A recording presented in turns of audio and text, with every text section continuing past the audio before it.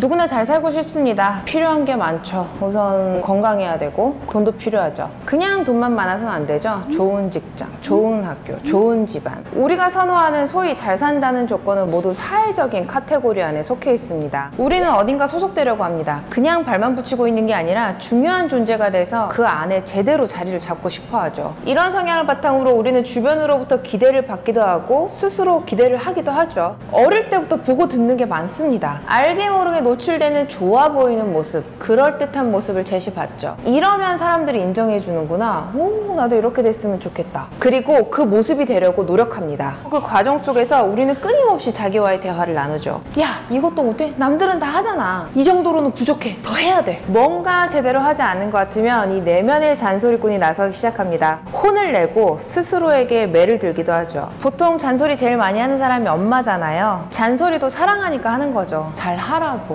더 잘 되라고. 우리는 어쩌면 이 내면의 비판자 때문에 하고 나서 후회하고 부끄러웠을 행동을 미리 예방할 수도 있었을 거예요. 자신을 엄격하게 다룬 덕분에 엇나가지 않고 더 열심히 할 수도 있었을 거고요. 도대체 왜 그것도 못해? 이 정도는 할 수 있어야지. 이따위로 할 거면 왜 사냐? 스스로를 들들 볶으며 퍼붓는 아프고 나쁜 말도 욕먹고 무시당하면 제일 아픈 당사자인 자신을 지키기 위해 스스로를 단속하고 방어하는 수단이었던 겁니다. 하지만 조금만 더 잘해보자 이 마음이 너무 커서 내면의 잔소리꾼이 너무 자주 나서는 게 문제였던 거죠. 뭐든 자주 하면 습관이 됩니다. 무의식적으로 튀어나오고 자동으로 반응을 해버리죠. 이제 뭐만 하면 내면의 단속반이 떠요. 남에게 들리지도 않으니까 언어 정화를 할 필요도 없어요. 이거밖에 못해? 인간이라는 종이 대부분 살아온 시간 동안 우리 조상님들은 현재 우리와 완전히 같은 유전자와 완전히 같은 모습을 하고 지금 우리와는 완전히 다른 삶을 살았죠. 지금 우리가 받고 있는 문명의 혜택을 떠나서 라이프 스타일이 고정돼 있었어요. 귀족으로 태어나면 귀족으로 살고, 대장장이로 태어나면 대장장이로 살고, 직업을 바꾸고 나라를 바꾸고 신분을 상승시키고, 이런 일들이 대부분의 99.9%의 사람들한테는 상상도 못할 일이었겠죠. 태어나서 부여된 삶 말고 별다른 선택지가 없었어요. 아니, 단 하나의 삶의 방식만 존재했죠. 전공을 뭘 하고 종교를 뭘 믿고 고민할 일 자체가 없었어요. 지금처럼 우리가 더 잘 살기 위해, 더 행복해지기 위해 뭘 더 해야 되는지 동기부여를 받고 자극받을 일 자체가 없었던 거예요. 지금의 우리보다 훨씬 배고프고 불편하게 살았을지언정 지금 우리를 괴롭히는 정체성 이슈에 시달릴 일은 없었습니다. 현재 우리는 수많은 삶에 노출되어 있고 수많은 가능성을 엿볼 수 있죠. 그리고 이 수많은 가능성들은 내가 가지지 못한 것들, 내가 해내지 못한 것들을 끊임없이 상기시킵니다. 더 해야 될 것들, 새롭게 해내야 될 것들에 둘러싸여 잠시도 편하지 않아요. 우리는 과거보다 훨씬 높아진 삶의 불확실성 속에서 갈피를 잡지 못합니다. 불안하고 또 불안해요. 그리고 그 불안함을 다스리기 위해 뭔가 더 해야 될 것만 같아요. 그럴수록 자신을 더 다그치게 되죠. 그리고 자신을 쥐어짜는 이런 방식들은 지금까지는 약발이 좋았어요. 아니, 우리가 지금까지 그 방법밖에 배우지 못했는지도 몰라요. 그 결과 자기가 제일 중요하다는 거는 머리로 알지만 스스로를 의심하고 비난하고 인정해주지 않습니다. 오히려 자기 자신을 들들 볶고 괴롭히는 인간이 돼버렸어요. 세상에 널린 흔하고 흔한 말 있잖아요. 내 자신을 사랑해라. 알죠. 사랑해야죠. 근데 방법을 몰라요. 방법을. 좋다는 거 입히고, 좋다는 거 먹이고, 좋다는 데 데려가고, 좋은 차, 시계, 가방, 좋다는 거 다 해주는데 그거 다 좋다는 거잖아요. 내가 좋은 거 말고 남들이 좋다는 거.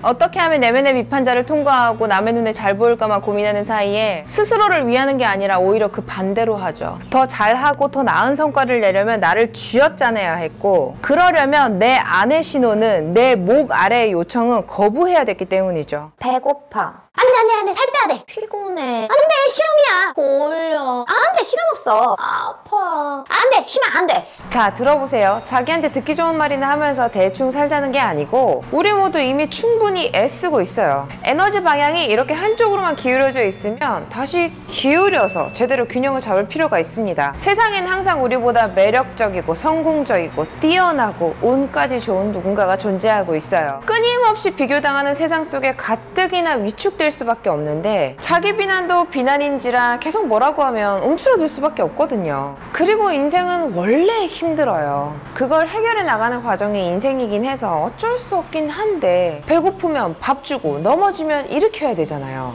지금 우리가 마주하는 문제들은 배고프면 먹이고 갈증 나면 물 한 잔 벌컥벌컥 하면 명료하게 해결될 그런 문제들이 아니잖아요. 시간이 걸리는 문제들입니다. 그리고 그 시간을 견디기 위해서는 버틸 힘이 필요해요.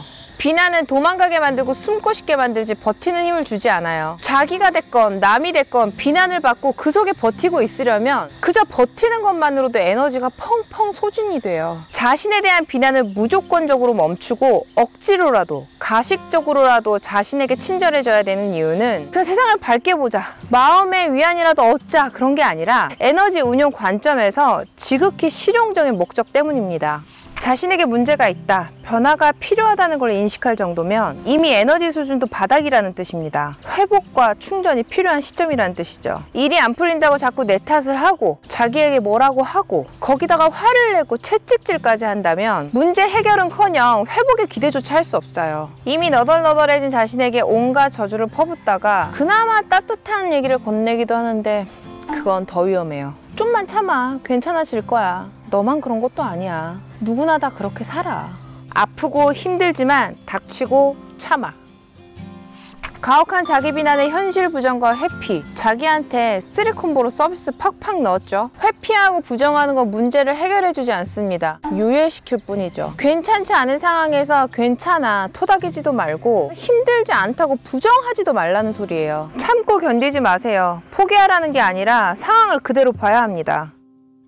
만약 지금 힘든 상황이시라면 당연히 그런 일이 일어나지 않는 편이 훨씬 나았겠지만 어쨌든 일은 일어나고 있잖아요. 여기서 우리가 느끼는 고통은 해결해야 할 정보입니다. 참고 견디고 부정하는 게 아니라 풀어야 할 문제입니다. 문제는 제대로 파악해야 해결할 수 있어요. 자신의 고통을 무시하면서 동시에 자신을 파악한다는 건 있을 수 없는 일이죠. 나는 왜 이따위고 나에게 이런 일이 일어났는지 자책과 부정에도 자신을 설득할 서사가 필요합니다. 그 이야기들을 만드는데 귀중한 정신적 에너지를 낭비하지 말고 최대한 아껴야 합니다. 힘든 상황에서는 자신에게 죄를 묻고 죄값을 치르게 하는 게 우선이 아니라 해결할 기력을 우선 찾아야 합니다. 감정은 에너지 동원 프로그램입니다. 문제 해결에는 여분의 힘이 더 필요하죠. 화를 내는 것도 무작정 나쁜 게 아니라 문제 해결을 위한 원동력이 되기도 해요. 하지만 이런 종류의 힘은 폭발력은 좋지만 지속력이 짧아요. 우리가 해결해야 될 문제들은 은은하게 지치지 않고 꾸준히 태울 수 있는 힘이에요. 그게 뭔가요? 사랑이요. 자, 다시 사랑으로 돌아왔습니다. 사랑하는 그 대상을 가치 있게 여겨줄 때 생기는 에너지입니다. 관심 갖고 집중하고 들어주고 이해하고 토닥토닥 해주는, 자신에게 관대해지고 부드러워지면 나태해질 거라고 생각하시나요? 그 반대입니다. 사랑받는데 변하지 않을 사람이 있을까요? 진심 어린 위안과 애정을 건네는데 넙죽 받기만 하고 그대로 있을까요? 오히려 자기 자신을 끔찍하게 여기는 사실이 자신을 더 빨리 포기하게 만들고 도망가는 이유가 되지 않을까요?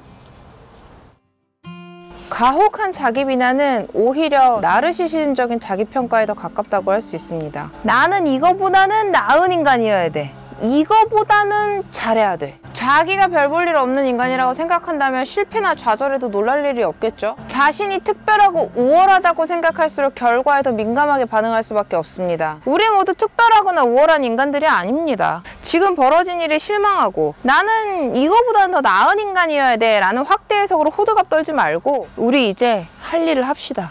습관적인 자기 비난은 이제 멈추세요. 아니 그래도 내가 이러면 안 되는데, 아니 멈추세요. 습관이잖아요.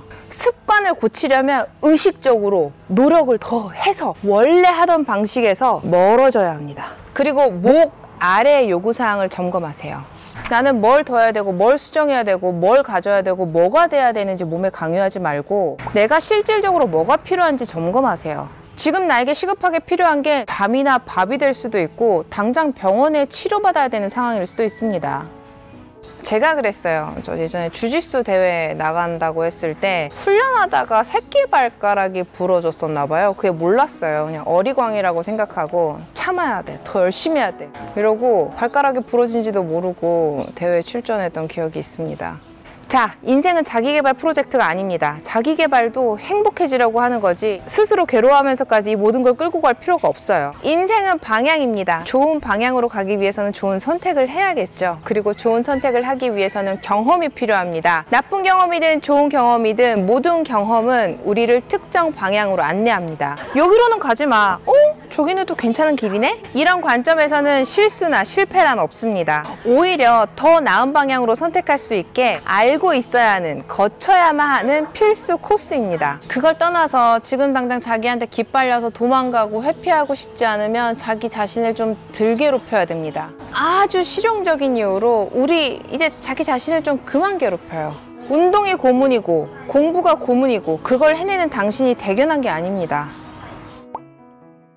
치앙마이에서 정신없이 달려온 한 달간의 여정이 끝났습니다. 이 자기 혐오와 자기 사랑이라는 주제에 대해서 굉장히 저는 오랫동안 많이 고민하고 생각해 왔는데요. 여러분들의 의견이 궁금합니다. 댓글 남겨주시면 하나씩 꼼꼼하게 읽고 저도 댓글 남기면서 같이 생각을 해보는 한 주간이었으면 좋겠어요. 지금까지 함께 해주셔서 감사합니다.